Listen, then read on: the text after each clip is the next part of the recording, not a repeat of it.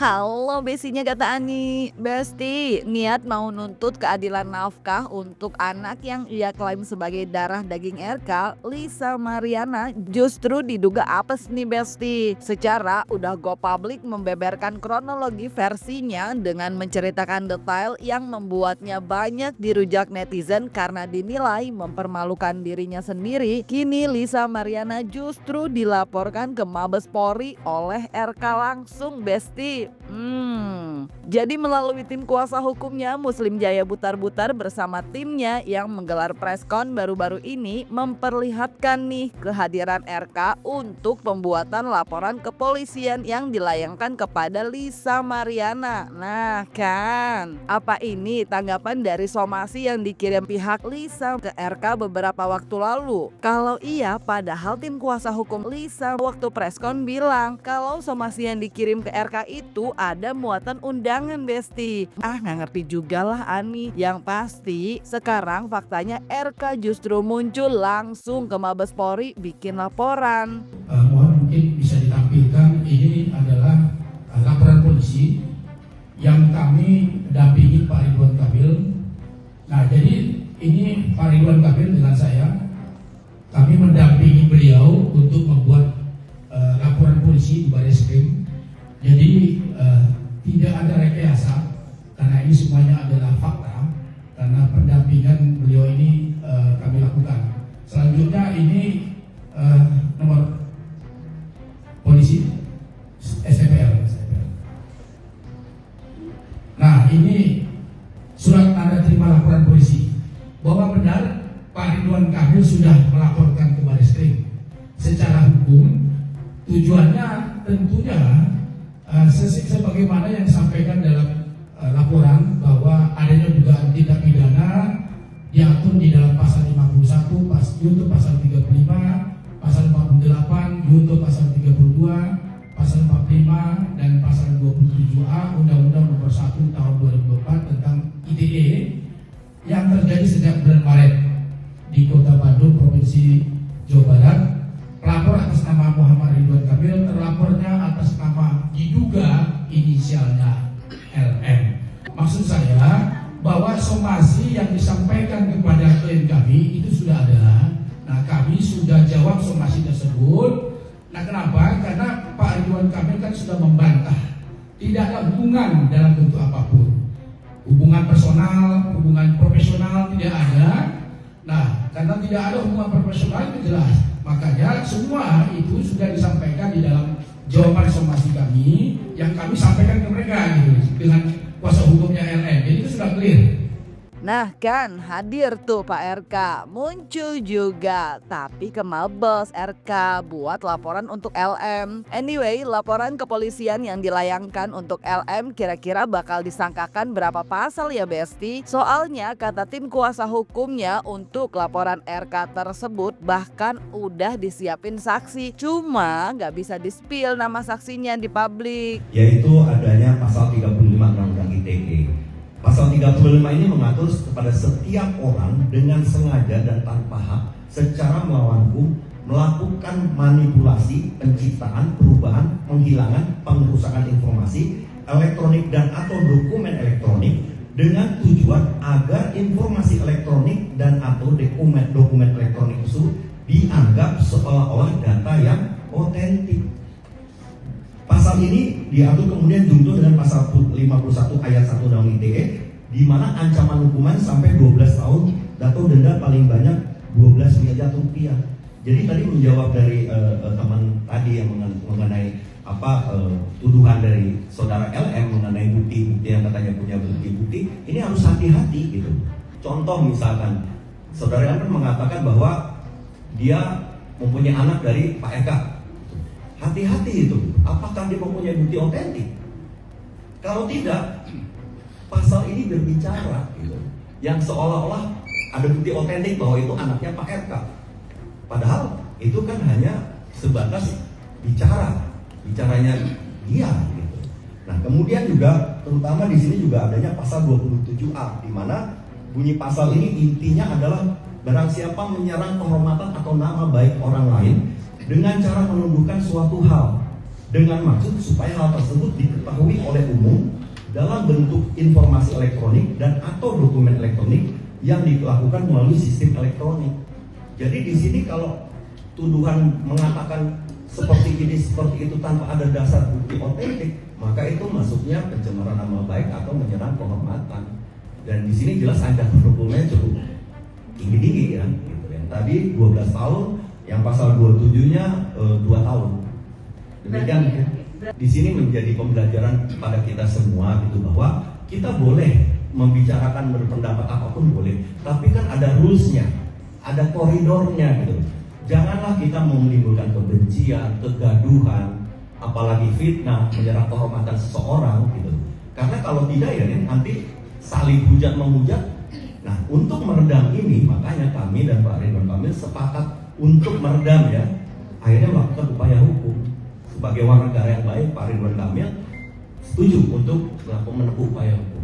12 tahun Besti, dan intinya katanya menyanggah alias membantah semua pernyataan yang diduga ditudingkan ke RK dari LM. Amsyong gak sih Besti? Udah dirujak warganet, udah diduga jadi ikut membuka aib sendiri. Sekarang dibuatin laporan, tapi ya itulah Besti, semua memang ada konsekuensinya.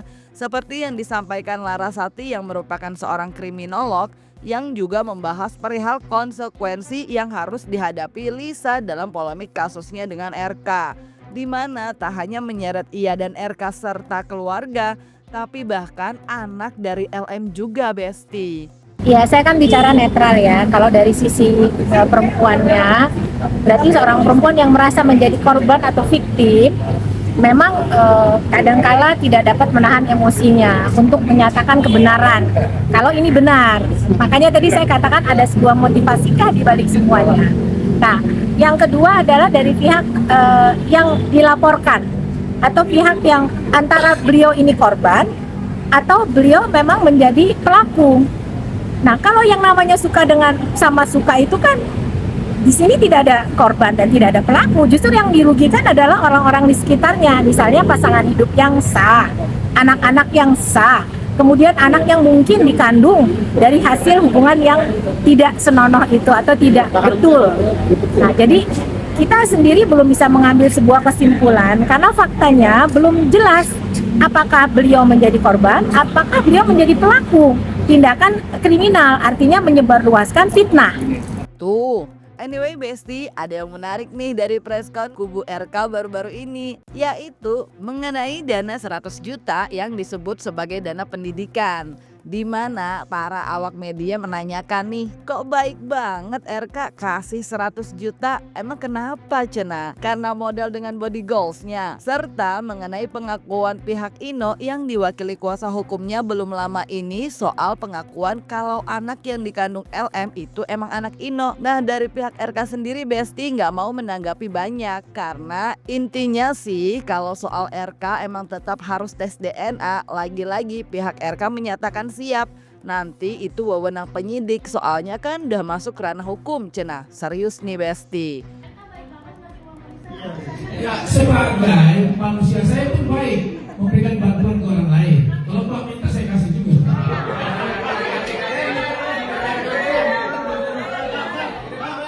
Apa kalau melihat penampilan Lisa pada saat itu sebagai model body goal gitu?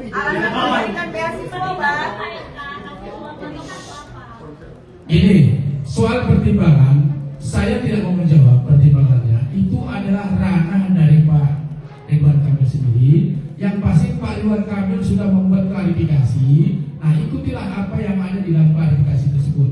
Kami pengacara itu hanya melihat konstruksi hukumnya saja. Kami tidak mau berkomentar terlalu jauh terkait dengan apa yang disampaikan oleh kuasa hukum Ino. Biarlah itu bergulir. Tapi kami dengar, kami lihat ada pengakuan yang disampaikan oleh pengacara dari Ino kalau tidak salah ya, bahwa ada pengakuan bahwa dialah anak biologisnya. Nah, tentunya hal ini bagi kami akan serahkan nantinya kepada pihak penyidik. Karena pengakuan itu dalam pasal 184 ayat 1 KUHP itu masuk kategori keterangan saksi. Jadi nanti itu bisa kami akan sampaikan kepada penyidik bagian Dari sejak awal, seperti bagaimana juga yang mungkin Pak RK langsung sudah memberikan klarifikasi bahwa pada dasarnya dia siap untuk dites DNA asal ya sesuai dengan perintah hukum. Enggak asal main-main. Oke, ayo berangkat, bukan seperti itu. Sehingga kami pun mempersilahkan kepada saudari LM kalau memang dia yakin itu anaknya Pak RK, kenapa hanya teriak-teriak di medsos? Kenapa tidak melakukan upaya hukum? Makanya tadi terkait dengan somasi tadi, itulah kira-kira inti daripada somasi yang dilayangkan oleh mereka kepada klien kami. Jadi intinya 100 juta kata pihak RK, pokoknya soal dana pendidikan cuma sekali. Soal hubungan katanya secara personal dan profesional juga nggak ada cenah Besti. Ya ampun Lis.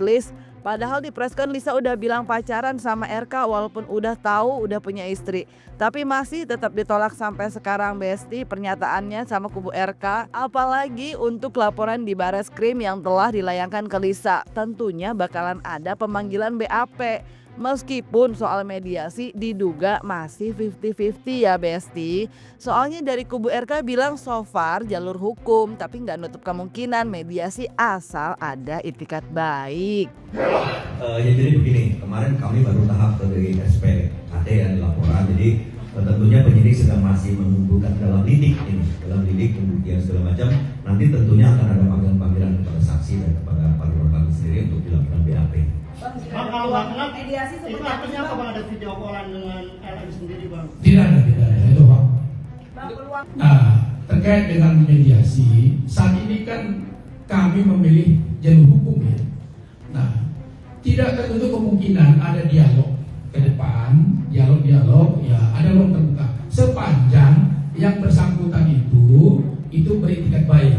Jadi kalau saat ini kita percayakan aja kepada proses hukum yang berlangsung. Oke Bang. Nah, banyaknya pertanyaan yang penasaran karena diduga jawabannya kurang terang benerang karena RK sendiri pun gak tampil langsung saat preskon baru-baru ini. Kata kuasa hukumnya, ya kan dikuasakan. Jadi ya tim kuasa hukumnya yang menghadapi Besti. Ada benernya juga sih, tapi kan warganet kangen sama RK. Apalagi udah jarang kelihatan di sosmed. Siapa nih yang kangen juga lihat RK? Menghindar ya? Kenapa Bang Pak RK nggak diantar sebagai laki-laki? Biasanya kan dia sering muncul tuh artinya memberikan langsung klarifikasi menemui media, tapi justru dengan masalah ini terkesan dia menghindar, justru melihat dari Instagram terus melawat kuasa hukum. Tidak sama sekali. Tidak ada Pak Ridwan Kamil menghindar. Karena ini persoalan hukum sudah disampaikan kepada kuasa hukum untuk menyampaikan informasi kepada publik. Karena kami kuasa hukumnya, tentu kamilah yang berhak untuk menyampaikan informasi apa yang sebetulnya yang harus disampaikan kepada media. Kalau pertemuan sekali itu adalah hanya untuk bantuan kuliah, sebagaimana dimaksud dalam klarifikasi tersebut. Lokasinya benar di Palembang. Kita tidak tahu lokasinya. Yang menjadi peristiwa hukum ya, yang harus menjadi connect dengan peristiwa hukum adalah kembali lagi yang saya tadi ulangi, apakah anak yang diklaim oleh saudara LM itu adalah anaknya Pak RK? Itu kok yang diklaim oleh beliau itu. Jadi kalau soal hubungan uang kuliah segala macam itu bukan masalah hukum. Seandainya ketemu pun apakah itu masalah hukum? Nggak ada. Jadi kembali lagi di mana silakan bercerita. Makanya kami di sini hanya mengambil peristiwa hukum. Ada peristiwa-peristiwa, banyak peristiwa-peristiwa di mana kita harus pilah-pilah mana peristiwa hukum, mana yang bukan peristiwa hukum. Saya misalkan kenal di jalan dengan seorang wanita, terus kemudian saya berbelas kasihan misalkan, saya kasih lah, karena dia misalkan membutuhkan sesuatu. Apakah itu peristiwa hukum? Menjadi peristiwa hukum ketika saya berbuat sesuatu yang katakanlah mengintimidasi, memaksa, atau memanfaatkan sesuatu secara melawan hukum. Ini yang kembali lagi yang saya tekankan, kita jangan kemana-mana. Yang menjadi pokok yang disomasi oleh pihak LM adalah soal anak, dan dimintain pertanggungjawaban kepada Pak RK adalah anak, soal hidup, biaya hidupnya segala macam. Itu yang kita sikapi. Nah, intinya Besti, anyway bahas anak Besti, Ustadz Dasat Latif juga menerangkan perihal anak yang lahir di luar nikah. Dalam Islam itu gak ada anak haramnya Besti, semua suci. Karena yang haram itu perlakuan orang tuanya dan tetap wajib dididik. Dan untuk hak walinya sama Besti, tetap ayah kandung yang mewalikan. Ya, dalam Islam tidak ada anak haram. Yang ada adalah perlakuan orang tuanya yang haram.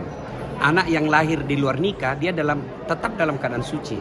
Karena bukan perlakuan anaknya, maka orang tuanya tetap wajib mendidik dan membina. Nah, bagaimana kalau beda yang menghamili dan beda yang menikah? Maka anak yang lahir tersebut tetap memakai marga orang tuanya dari bapaknya, bukan yang menikahinya, dari bapak aslinya, bapak kandungnya. Maka dalam Islam itu garis turunan tidak boleh nama perempuan setelah dinikahi berubah menjadi nama suaminya. Misalnya istri saya Naura, bapaknya Nasrun, tidak boleh menjadi Naura Nasrun. Tidak boleh menjadi Naura Dasat Latif, tapi tetap Naura Nasrun. Iya, tetap. Yang berlaku haramnya itu perbuatannya, anaknya tetap suci. Iya. Berarti boleh menjadi wali nikah? Bukan boleh, harus jadi walinya, kecuali tidak ditahu. Nggak tahu sudah kemana bapaknya, apa sudah meninggal atau apa, maka yang jadi wali ayah angkatnya. Tapi selama dia masih hidup dan ditahu, harus minta izin sama walinya. Hak wali, rukun nikah harus pakai wali. Nah Besti, jadi kalau nggak bareng ayah kandung tapi masih hidup, cari Besti masuk rukun nikah wali itu. Anyway, ngomongin soal wali dan anak, Larasati kriminolog menanggapi nih perihal polemik kasus Lisa dan RK yang ramai di publik. Menurutnya kalau sebagai perempuan, aib harusnya ditutup karena kasihan masa depan anak terkait jejak digital Besti. Kecuali kalau ada motivasi lain dalam mengungkapkan ke publik atau dugaan motivasi materi, tapi ya tetap lebih baik secara internal harusnya, katanya Besti. Tentunya aib itu kan harus dibeli, namanya juga aib ya, sesuatu yang tidak baik. Jangan kita ingin terkenal karena notorious itu dengan tanda kutip keburukan kita, tapi kita terkenal dengan hal-hal yang positif, yang baik. Nah, untuk kasus Lisa Mariana mungkin ada beberapa alasan ketika beliau kemudian mengekspos ini, menceritakannya ke publik. Nah, yang tahu itu kan Lisa Mariananya sendiri. Untuk apa? Apakah aib itu perlu dibeberkan di publik? Yang dampaknya nanti ada kepada anaknya sendiri. Kalau itu benar dan tidak benarnya, itu kita semua kan publik nggak ada yang tahu.